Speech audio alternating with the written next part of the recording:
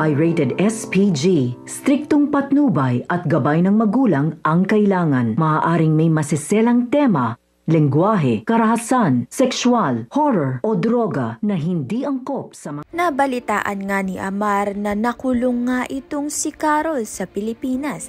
Kaya naman nga't umuwi nga ng Pilipinas itong si Amar galing ibang bansa upang ang tulungan nga itong si Carol na lumaya, dahil karapatan nga ni Carol na lumaya dahil mabait nga ang pagkatao nito. Si Amar nga ang tumulong kay Carol noon upang magsimula muli sa bagong buhay niya. Kaya naman nga't ngayon ay magbabalik nga muli ito at tutulungan niya nga muli itong si Carol. Laking gulat nga nito ni Carol na sumulpot nga sa kulungan itong si Amar at tutulungan pa nga siya.